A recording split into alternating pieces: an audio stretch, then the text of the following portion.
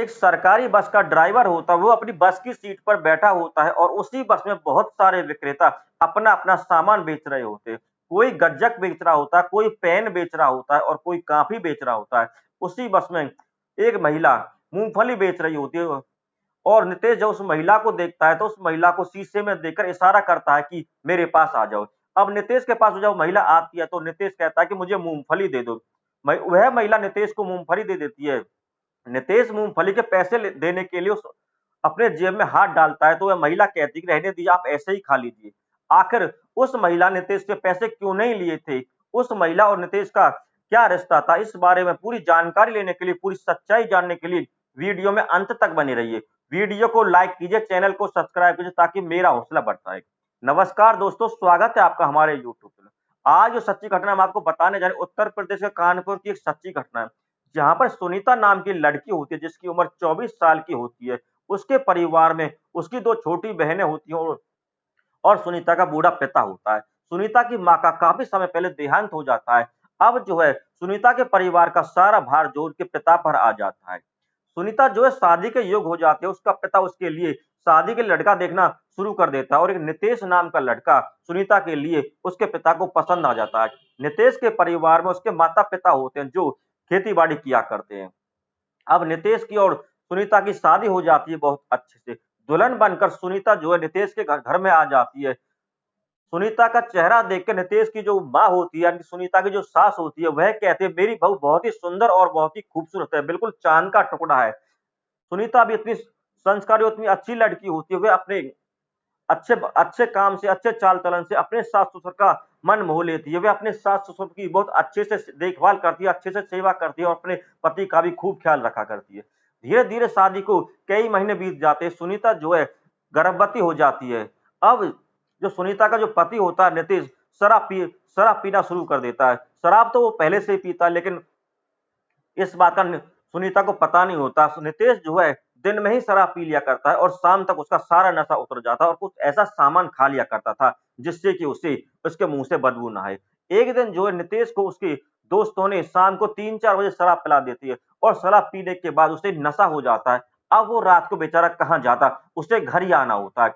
अब रात को जब वह घर आता है तो सुनीता उसको उसके उसके मुंह से बदबू आ जाती है और सुनीता पहचान लेती है दारू पी के आया है। तो वह सुनीता कहती है कि तुम शराब पी के आए हो? तो नितेश कहता है मैं तो रोज़ शराब पी के आता हूँ, वो काफ़ी दिनों से शराब पी रहा हूँ, तुम्हें आज ही पता लगा है। इस बात को सुनकर सुनीता का जो है सारे अरमानों में पानी फिर जाता है। उसने जो कल्पना की थी उसका ससुराल इतना अच्छा होगा, स्वर्ग जैसा सुंदर होगा, उसका पति जो है बहुत ही अच्छा और नेक होगा, लेकिन उसका पति जो है शराब पीता है।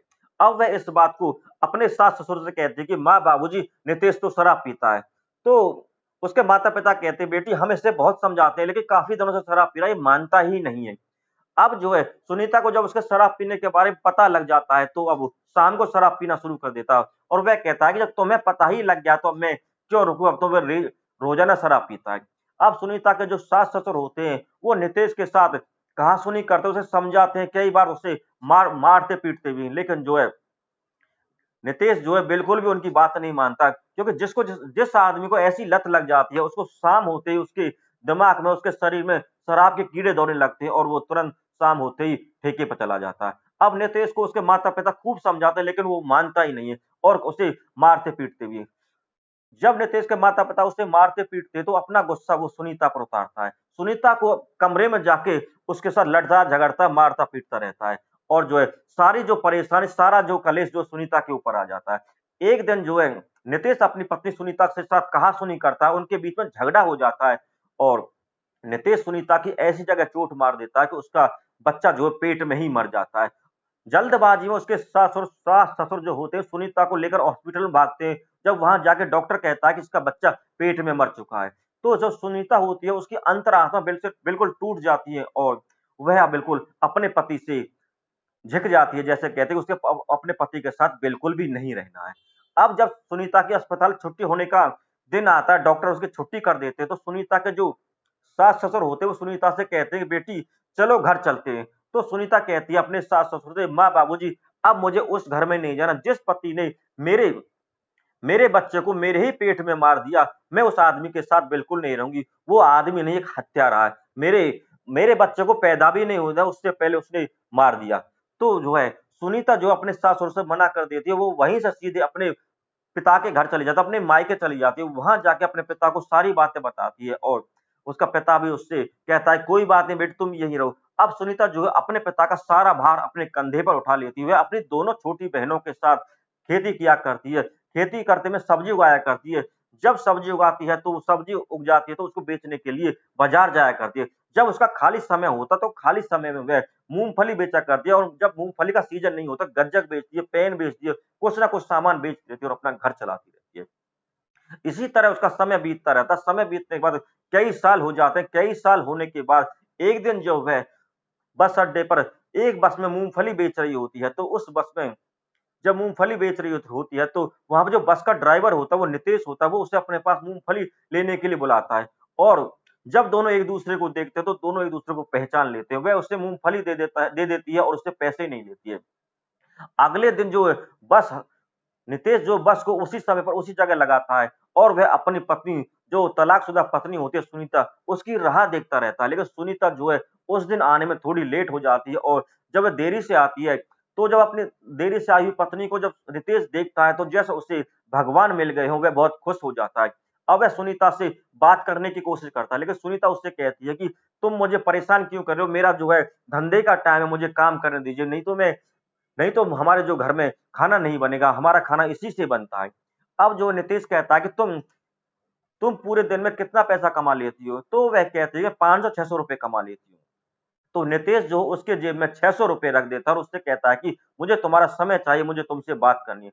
अब जो है सुनीता जो है उसके साथ बात करने के लिए एकांत में चली जाती है। वो दोनों एक चाय के होटल पर चले चले जाते हैं और चाय पीते हैं और दोनों बातचीत करते थे। वह बातचीत करते हैं कि सुनीता तुमने शादी शादी की या नहीं की? वह कहती है मैंने शादी नहीं की, मेरा शादी से मन ही उठ गया। एक तो मुझे पहला पति तो मुझे शराबी मिला, अगर मैं दोबारा शादी कर ली तो क्या पता दूसरा भी ऐसा होता तो मेरा तो और लेने के देने हो जाते। इसलिए मैंने कोई शादी नहीं की और मैं अपने पिता के घर में रह रही हूँ और वहीं पर अपना खेती-बाड़ी करती हूँ और इस तरह खाली समय में मैं अपना मूँगफली, गज्जक वगैरह बेचा करती हूँ और अपनी बहनों को शादी करने के लिए पैसा इकट्ठा कर रही हूँ। अब जो नीतीश होता है वह कहता है कि तुम्हारे जाने के बाद मैं पूरी तरह सुधर गया हूँ, मैंने शराब बिल्कुल छोड़ दी है। तो सुनीता कहती है मुझे इस बात का विश्वास नहीं है। तो वह कहता है जब जब तुम्हारे पेट में मेरा बच्चा मर गया था तो मुझे बहुत ही दुःख हुआ क्योंकि मेरी एक गलती के कारण मेरा जो हँसता-खेलता परिवार बिखर गया। मेरा मेरा बच्चा तुम्हारे पेट में मर गया। मुझे बहुत अफ़सोस हुआ। उसी दिन से मैंने शराब छोड़ दी और उसी दिन से मैंने जो है पढ़ना-लिखना शुरू कर दिया और पढ़ लिख कर जो है सरकारी नौकरी का फ़ॉर्म भरा और मैं यहाँ पर बस में ड्राइवर लग गया। जो मेरी माँ होती है वो भी बेचारी तुम्हारा इंतज़ार करते-करते मर गई। वो मेरे से कहती बेटा तुम बहू को ले आओ। लेकिन माँ को क्या पता वो बेचारी सीधी थी, भोली-भाली थी कि तलाक के बाद बहुएँ नहीं आया करती। अब माँ ये कहती-कहती मर गई। इस बात को सुनकर सुनीता को बहुत दुःख हुआ क्योंकि उसकी सास उसे बहुत प्यार किया करती, बहुत लाड लाया करती। अब जो है नितेश जो उसे कहता है कि सुनीता तुम मुझसे शादी कर लो, मेरे घर में फिर से आ जाओ, मुझे माफ़ कर दो, अब मैं शराब नहीं पीता। लेकिन सुनीता कहती है कि इस बात का फैसला मैं नहीं करूँगी, इस बात का फैसला जो है मेरे पिताजी करेंगे, मेरे घर के बड़े करेंगे।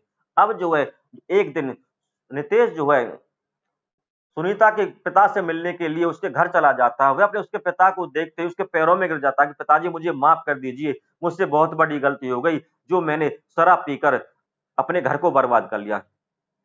इसे देखकर जो सुनीता का पिता होता है वो उससे कहता है कि तुम यहाँ से चले जाओ, हमें तुम्हारी शक्ल नहीं देखनी, वो उससे चिल्लाते हुए बोलता है। लेकिन जो सुनीता कहती है पिताजी अब ये सुधर गया है और ये इसकी सरकारी नौकरी भी लग गई है। तो इस बात को सुनकर जो उसका पिता होता है वो थोड़ा नरम हो जाता है, उससे कहता है कि कोई बात नहीं बेटी, अब तुम्हें ये ये तुम्हें मनाने के लिए आए थे तो तुम दोनों की फिर से शादी करा तुम हँसी-खुशी से कर लोगे।